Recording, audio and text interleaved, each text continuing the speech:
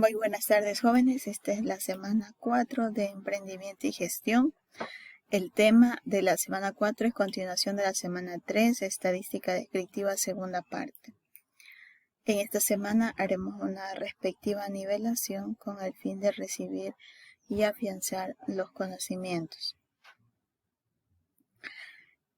En la clase anterior, en la semana 3, había mandado conceptos acerca de lo que es estadística descriptiva, lo que es población y muestra, ¿no? Y el primer tema que vemos es que les digo que lean con atención y copien la información en su portafolio. Esto es a continuación de la semana 3. Dice, ¿por qué es importante estudiar la estadística? Bueno, ustedes saben que dentro de esta carrera que ustedes están formándose y para la vida también, nosotros a lo largo de nuestra vida nos vamos a encontrar con informaciones. Nos vamos a encontrar con datos constantemente y es importante usar la estadística para determinar si la información es adecuada o resumir datos o separar los datos, clasificar. Recordemos que la estadística es un medio, ¿no?, que nos permite organizar los datos. En este caso, la descriptiva. Más aún si nosotros pensamos hacer un proyecto de emprendimiento.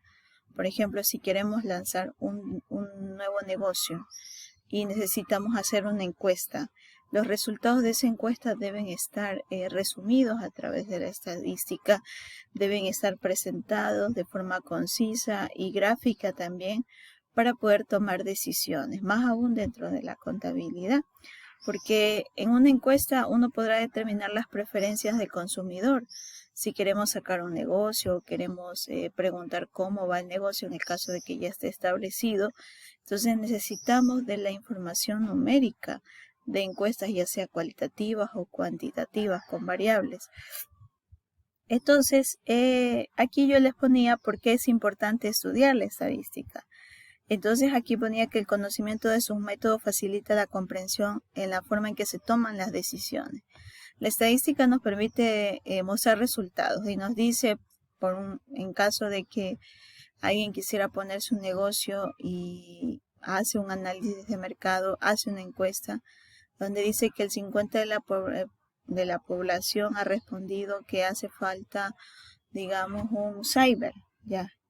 Entonces, ese porcentaje me está indicando de que el negocio viable es un cyber.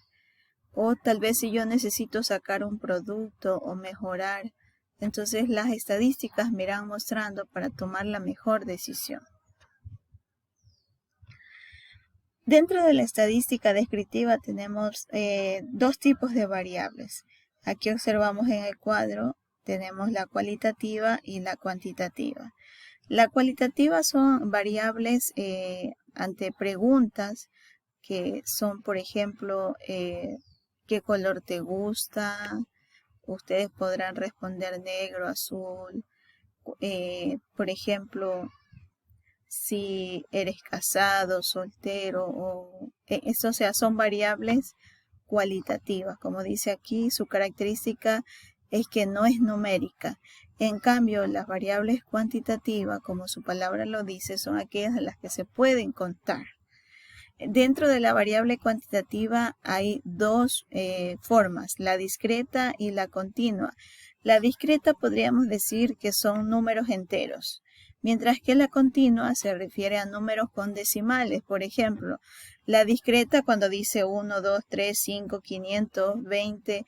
En cambio, la continua es cuando son respuestas de, por ejemplo, la estatura de una persona es de 1,75. Ahí estamos hablando de números decimales. Esa es la diferencia de las variables cuantitativas de las cualitativas.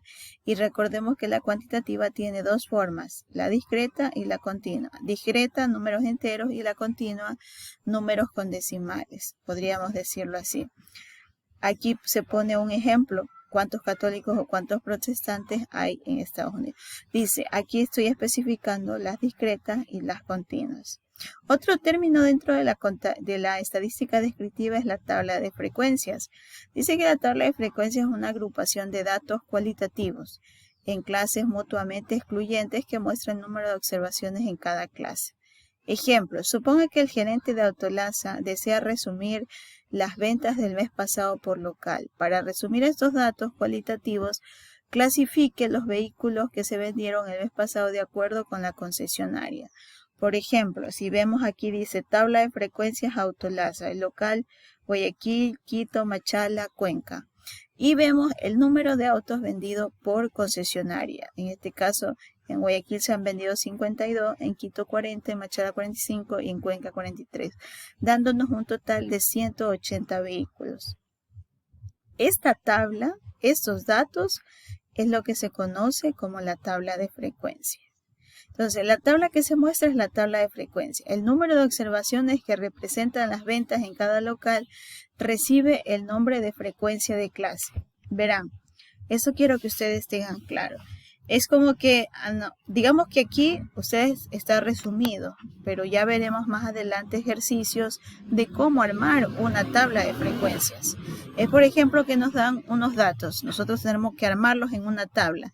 Esto es la tabla de frecuencias, separarlos por local o dependiendo del tipo de variable. Es como darle un orden a las variables y a los datos que nos dan. En este caso, como es el ejemplo, Autolasa quiere resumir las ventas del mes, pero por local. Entonces, toda esta tabla que nosotros observamos aquí es la tabla de frecuencias. Ya. Ahora, dice que el nombre de estos datos, en este caso el número de autos, es la frecuencia de clase. Entonces, dándonos un total de 180. Por ejemplo, aquí si podemos leer, dice, la tabla que se muestra es la tabla de frecuencias. El número de observaciones que representan las ventas en cada local recibe el nombre de frecuencia de clase. En este caso, la frecuencia de clase de los vehículos que se vendieron en la locación de Guayaquil es de 52 vehículos. Entonces, recuerden, toda esta tabla es la tabla de frecuencias, toda esta tabla. Los datos que vemos de las ventas de los números de autos es la frecuencia de clase. Todo esto es la frecuencia de clase. Ahora, otro dato que siempre se sabe sacar dentro de la estadística descriptiva y que necesitamos obtener es la frecuencia relativa. ¿Qué es la frecuencia relativa? Dice, para obtener la frecuencia relativa, en este caso de los datos de Autolasa, nosotros debemos dividir la frecuencia de clase para el total. Miren, es decir, vamos a dividir 52, que es la frecuencia de clase de la ciudad de Guayaquil, para el total. Es decir, 52 dividido para 180 nos da 0.288. Aquí nosotros podemos ver. Y toda esta división se la conoce como frecuencia relativa. Por lo general, la frecuencia relativa es la que se representa a través de gráficos, ¿ya? Entonces se representa en este caso a través de barra. ¿Para qué nosotros usamos la frecuencia relativa? Es para darnos un porcentaje de cuál ha sido, en este caso, el local que más ha vendido. Entonces, por ejemplo, el que tiene mayor participación. Si nosotros podemos observar de forma numérica, decimos que Guayaquil es el que ha vendido más. Pero para sacar el valor, en este caso, con porcentajes, decimos que las ventas en Guayaquil han sido del 28.80%. Pero ¿cómo sacamos ese dato? A través, en estadística, se la conoce como frecuencia relativa. Vuelvo y repito, ¿cómo se obtiene la frecuencia relativa? Dividiendo la frecuencia de clase, que en este caso es 52, dividido para el total. ¿Cómo yo saqué el total? Sumando todos estos datos que están aquí. Yo sumé 52 más 40 más 45 más 43, me da un total. Y para sacar la frecuencia relativa, divido la frecuencia de clase de cada local dividido para el total. En este caso es 180, ¿ya? Ahora, estos valores, todos estos valores que vemos aquí con decimales, como observamos aquí, nos debe dar total 1. Por eso la frecuencia relativa siempre va a ser igual a 1. Si se pasa de 1, quiere decir que está mal algún dato. Aquí sí se necesita aplicar las leyes de redondeo. Y siempre se debe dejar por lo mínimo 3 decimales, así como observamos aquí. La frecuencia relativa siempre va a ser 1, cuando la suma de todas las frecuencias relativas va a ser 1. ¿Ya? Entonces, si nosotros sumamos todos estos datos, nos da 1. ¿Ya? Ahora, con esta explicación, ustedes van a hacer las siguientes preguntas que podrán ver. Todo esto tienen que pasar en su cuaderno de trabajo.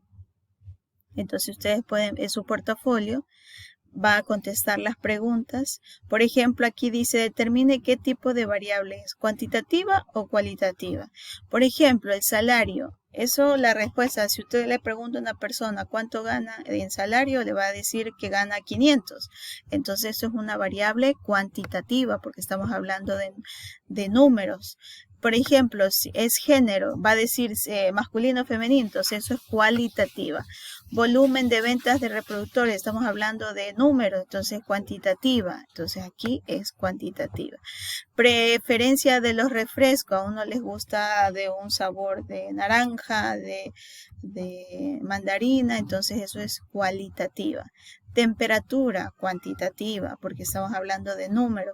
Lugar que ocupa un estudiante en una clase, también es cuantitativa. Calificaciones de un profesor de contabilidad, cuantitativa. La cantidad de computadoras de una empresa, también cuantitativa. Ahora, dice, ¿qué es una tabla de frecuencia? ¿Qué es una frecuencia de clase? ¿Y cómo se obtiene la frecuencia relativa? Esas son preguntas que las encuentran en el mismo texto, en lo que acabé de explicar. Aquí yo les dejo un ejercicio donde dice, encuentra la frecuencia relativa de los siguientes datos y realiza un gráfico de barras. La empresa Toyota quiere determinar la frecuencia relativa de las ventas, los locales de la zona norte del Ecuador. Entonces, lo primero que ustedes deben hacer es sumar todos estos datos, sumarlos, sacar el total y recuerden, la frecuencia relativa es la frecuencia de clase 25 dividido para el total. Y eso sería todo.